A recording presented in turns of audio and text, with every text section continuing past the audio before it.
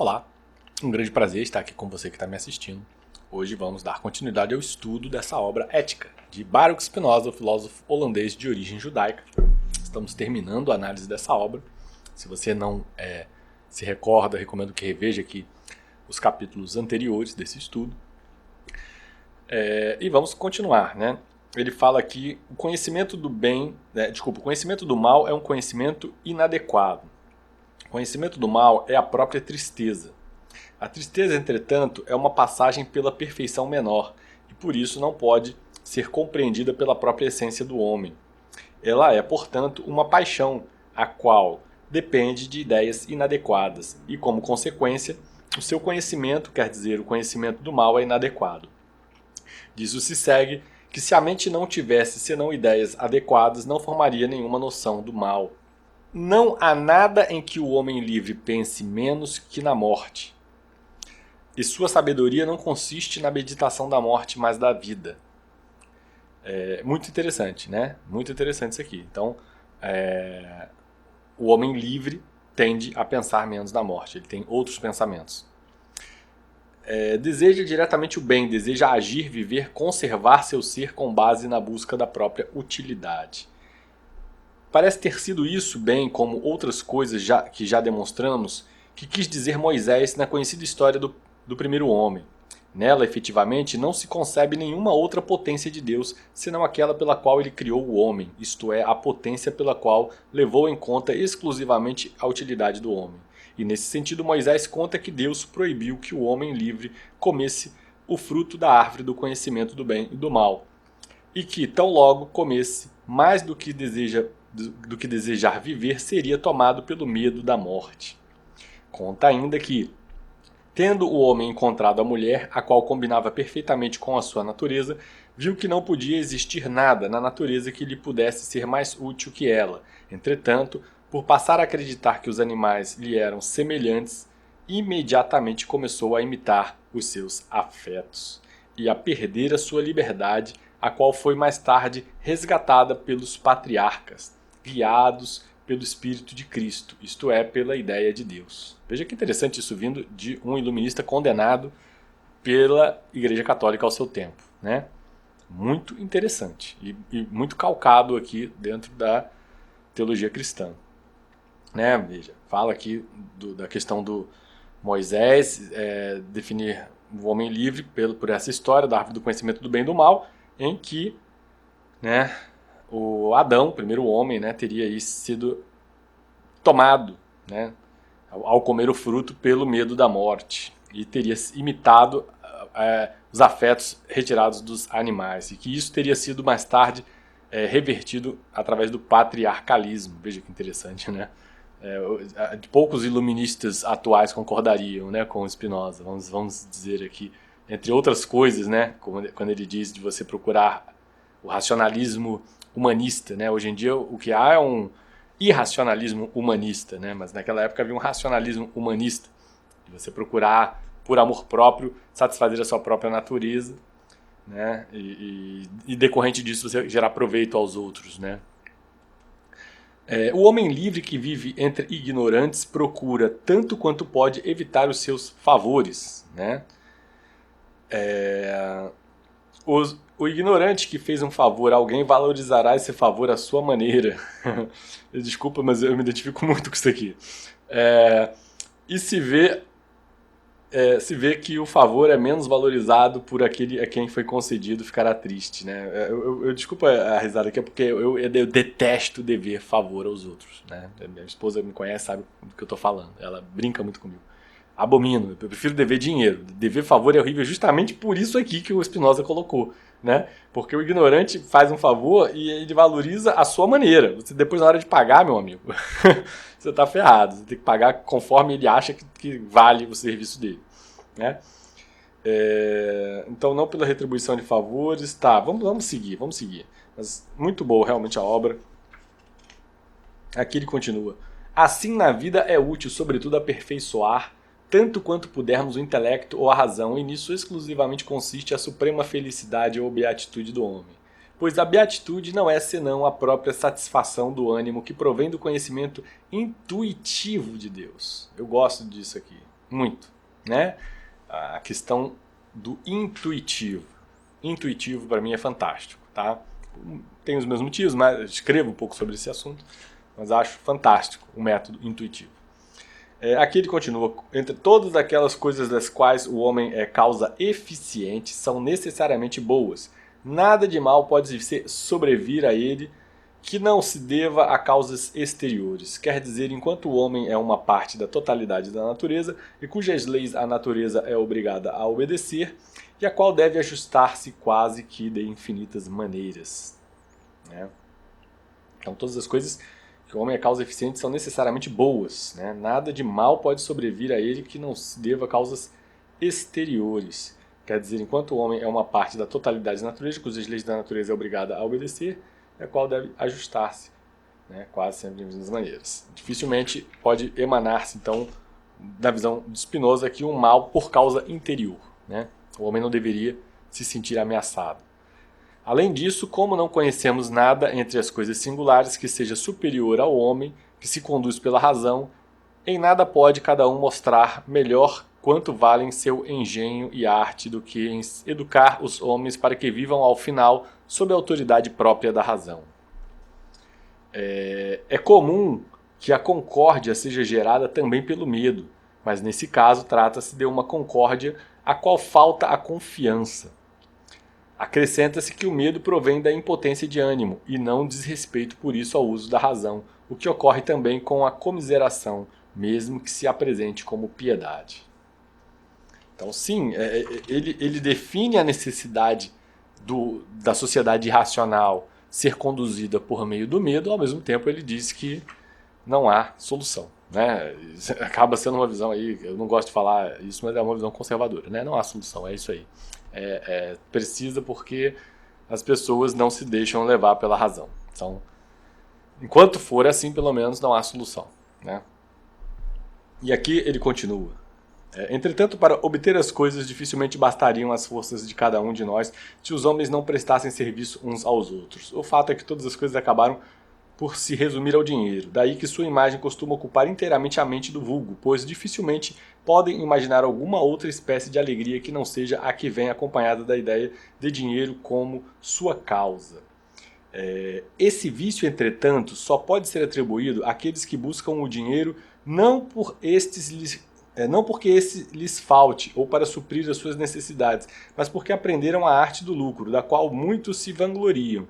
De resto, eles alimentam o corpo segundo o costume, mas com avareza, porque acreditam que seus bens se esvaem na mesma proporção do gasto feito na conservação do seu corpo. Em troca, aqueles que aprenderam a verdadeira utilidade do dinheiro e regulam a proporção de suas divisas exclusivamente por suas próprias necessidades vivem felizes com pouco. Uma visão minimalista, né? Que exorta aí uma visão minimalista.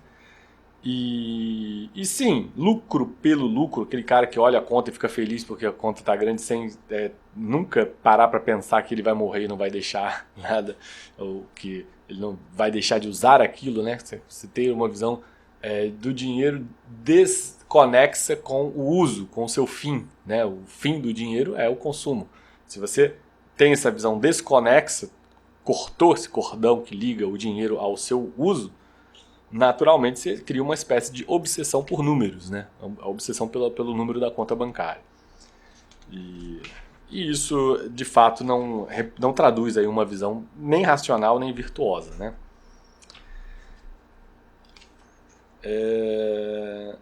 Não que a pessoa que faça isso não acabe, mesmo sem querer, sem pretender, acabar gerando proveito aos outros, né? Ela se anula, mas ela gera proveito aos outros. É bem curioso isso. Porque quanto mais ela quiser aumentar os números, mais ela vai estar ali produzindo, impelindo os outros a ascenderem, terem alguma espécie de oportunidade. E aqui vamos continuar, né? Se separarmos uma emoção do ânimo, ou seja, um afeto do pensamento de uma causa exterior, e a ligarmos a outros pensamentos, né? Você separou a emoção do ânimo e um afeto do pensamento de uma causa exterior. Ligarmos a outros pensamentos, então o amor ou o ódio para com a causa exterior, bem como as flutuações de ânimo que provêm desses afetos serão destruídos. Veja que interessante, ele está dando uma fórmula racional de combater os afetos, né? Separar a emoção do ânimo, ou seja, um afeto do pensamento de uma causa exterior, né? Então você pensa assim, cara, eu odeio fulano. Tá, tem fulano e tem o meu ódio, são coisas diferentes. Quando você consegue pensar dessa forma, você tende a destruir o seu ódio, né? Porque uma coisa é fulano, ele é odiável, mas tem o meu ódio. O meu ódio sou eu, não é ele. Então eu posso racionalizar o meu ódio, né? Significa, eu posso simplesmente não sentir isso. Eu já entendi que ele é odiável, racionalmente, né? Não preciso mais do que isso. O que constitui a forma do amor e do ódio é uma alegria ou uma tristeza, né? Vamos seguir aqui. Ele põe que um afeto, que é uma paixão, deixa de ser uma paixão assim que formamos dele uma ideia clara e distinta. Então, se um afeto é uma paixão, deixa de sê-lo, né? Basta você formar dele uma ideia clara e distinta. Um afeto que desculpa. O afeto que é uma paixão é uma ideia confusa. Se, pois, formarmos uma ideia clara e distinta desse afeto, não haverá entre essa ideia e o próprio afeto, enquanto referido exclusivamente à mente, senão uma distinção de razão. O afeto deixará, portanto, de ser uma paixão.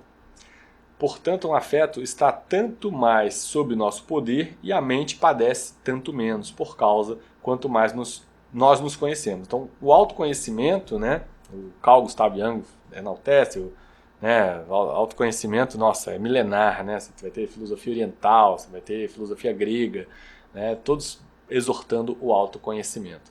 O autoconhecimento, sim, ele é a fonte da razão, né? A fonte de você conhecer como que repercute as objetos externos nas suas emoções. E aí, você obtendo isso, você está ali, tem um controle psicológico de si mesmo, né?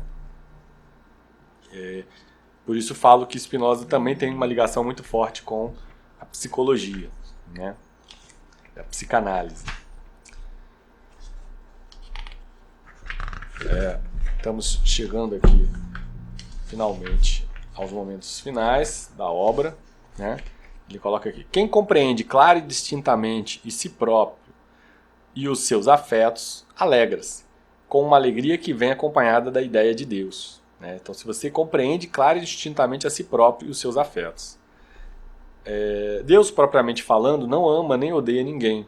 Com efeito, não é afetado de qualquer afeto de alegria ou de tristeza e, consequentemente, também não ama nem odeia ninguém. Pois é, se nós temos Deus como um espelho, natural seria, racional inclusive seria, se buscássemos esse princípio, né, de evitar aí ser afetado.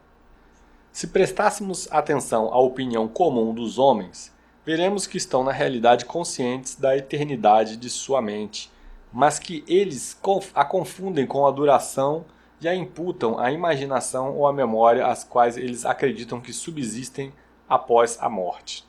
Vamos reler isso aqui, né? Veja, ele está falando aqui que a mente não está submetida aos afetos.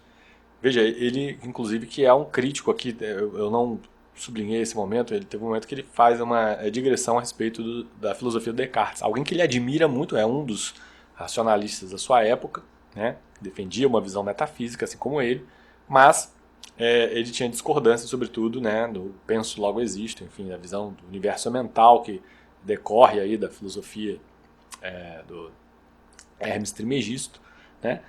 E sim, aqui ele coloca: a mente não está submetida aos afetos que estão referidos às paixões, senão enquanto dura o corpo. Senão enquanto dura o corpo.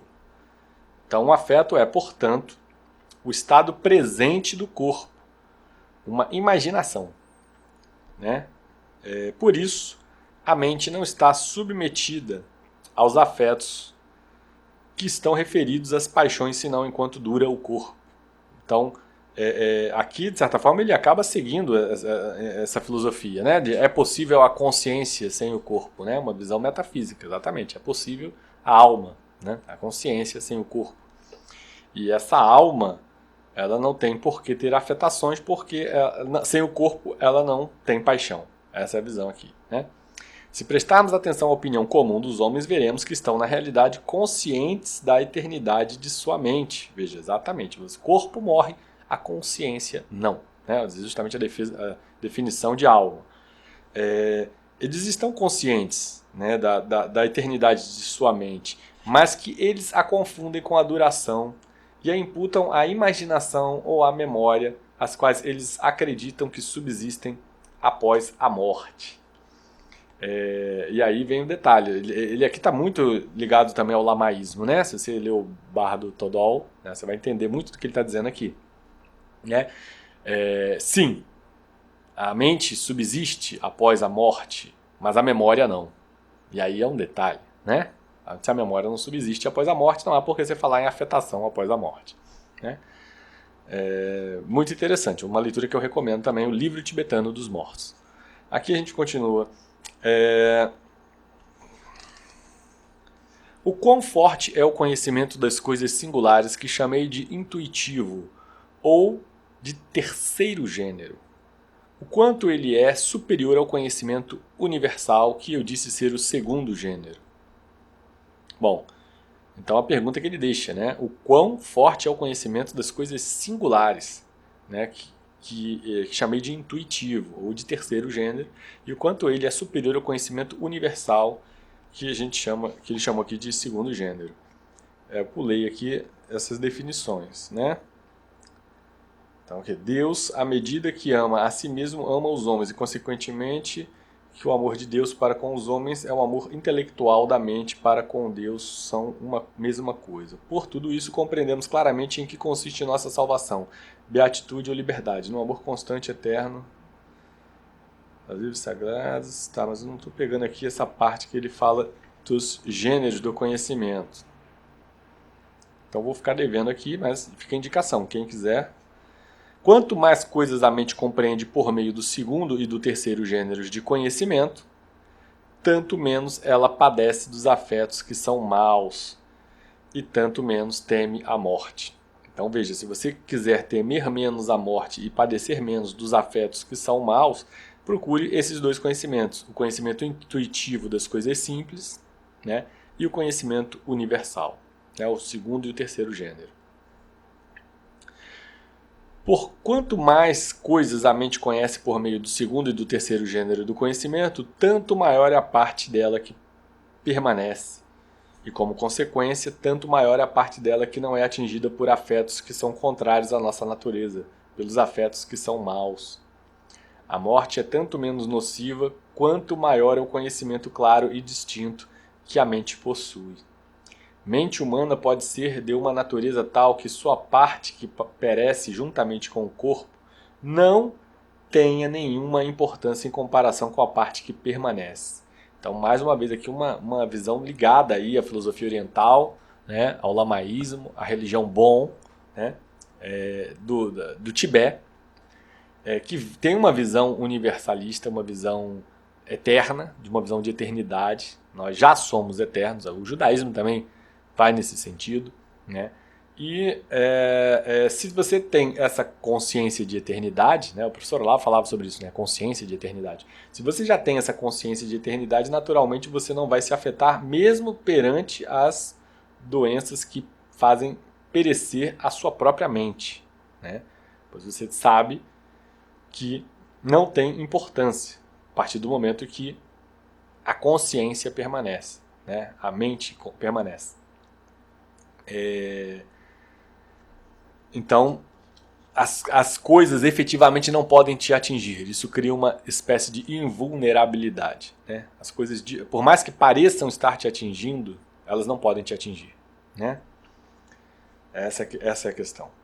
Então aqui, mudamos para melhor ou para pior, dizemos que somos respectivamente felizes ou infelizes. Assim disse que é infeliz quem morre quando ainda é bebê ou criança.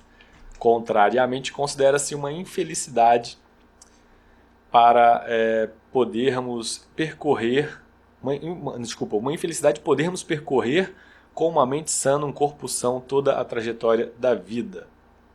Assim esforçamo-nos nesta vida, sobretudo, para que o corpo de nossa infância se transforme tanto quanto o permite a sua natureza e tanto quanto lhe seja conveniente em um outro corpo que seja capaz de muitas coisas e que esteja referido a uma mente que tenha extrema consciência de si mesma, de Deus e das coisas, de tal maneira que tudo aquilo que esteja referido à sua memória ou à sua imaginação não tenha, em comparação com o seu intelecto, quase nenhuma importância.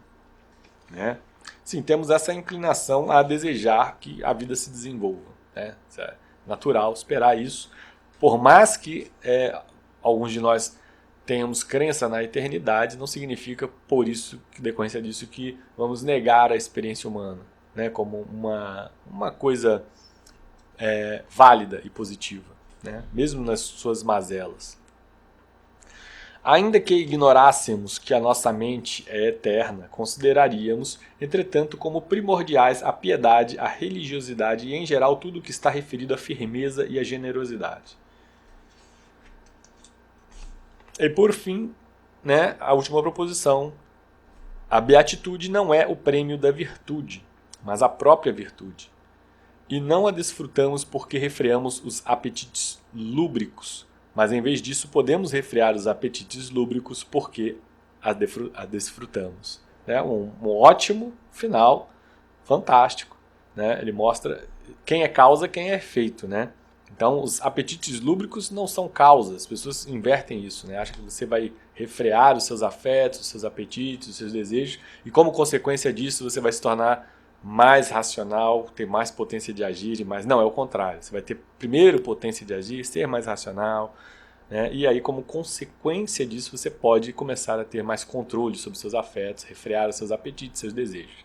São caminhos diferentes. E se forem invertidos, a causa e efeito, aliás, infelizmente, a nossa sociedade contemporânea mais faz é inverter causa e efeito, né? E se forem invertidos, você nunca vai conseguir galgar os passos necessários. Né? E aqui, né, finalizando, pois o ignorante, além de ser agitado de muitas maneiras pelas causas exteriores e de nunca gozar da verdadeira satisfação do ânimo, vive ainda quase inconsciente de si mesmo, de Deus e das coisas, e tão logo deixa de padecer, deixa também de ser. Né? Por outro lado, o sábio, enquanto considerado como tal, dificilmente tem o ânimo perturbado. Em vez disso, consciente de si mesmo, de Deus e das coisas, em virtude de uma certa necessidade eterna, nunca deixa de ser, mas desfruta sempre da verdadeira satisfação do ânimo. Excelente, excelente final. De fato, quanto mais sábios, menos nos deixamos padecer pelas coisas, menos nos deixamos impressionar pelas verdades materiais e físicas, mais seguros, autoconfiantes, né? Mais soberbos, por que não? Na minha visão, não na dele. Na dele não seria esse o caso. É isso, gente. Espero aí que vocês tenham gostado da análise dessa obra. Uma obra muito relevante. Tive que ter esse vídeo extra aqui. Ele se prolongou pouco, né? Normalmente eu faço em meia hora. Então sobrou um resto de tempo. Fica à vontade para comentar aí o que você achou dessa análise dessa obra toda. Se você gostaria de outras obras, enfim. E os pontos que vocês gostaram mais. Né? Se comentar sempre ajuda muito. E vou finalizar aqui, já que sobrou tempo, né? Vou finalizar aqui com um brinde. Um brinde aí a você que está me assistindo e que teve aí a curiosidade, a vontade, né? O ímpeto de assistir uma análise tão longa. Né? É isso, espero que tenham gostado. Um abração, até a próxima. Esse é um canal de estudos e reflexões. Os estudos estão sendo publicados às terças e quintas às 8 da manhã, as reflexões aos sábados às 14 horas. Se você gosta do nosso conteúdo, se inscreva, curta, compartilhe e, sobretudo, nos agracie com o seu comentário. Caso ache que o conteúdo mereça receber um apoio, o endereço do nosso Pix está disponibilizado no campo de descrição dos vídeos. A propósito, convidamos você a participar do grupo de amigos. Você não precisa ficar solitário nesse caminho de estudos. Juntos, podemos trocar ideias, influências, livros, dicas e até um bate-papo informal. Um ajudando o outro e todos cresceremos muito mais rápido. Você vai gostar muito de participar. Além disso, recomendamos que você aprecie nossas playlists com nossos vídeos separados por tema, formato e autores, de forma a tornar o seu estudo ainda mais didático. Por fim, indicamos nosso blog, amplomagazine.blogspot.com. Nele, você acompanha os ensaios que escrevemos sobre os mais variados temas e que fundamentam muitos dos nossos vídeos aqui do canal. Esperamos que goste do conteúdo. Obrigado por chegar até o final do vídeo, até a próxima!